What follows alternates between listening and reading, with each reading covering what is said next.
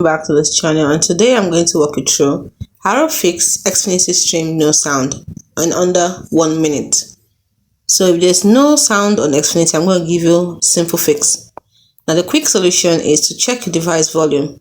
For Roku, press the star button 5 times, then it will take you to volume mode and then you level it, that's leveling.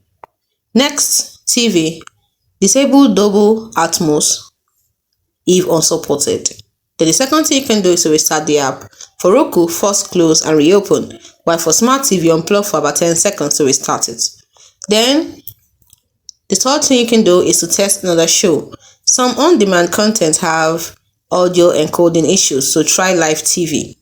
Then the next thing you can do, which is the last step you can take, is HDMI audio settings. So for Roku, select settings, select audio, and then select PCM stereo. While for Fire Stick, choose settings, choose display and sound, and double digital off. It's as simple as that. Hope you found this video helpful.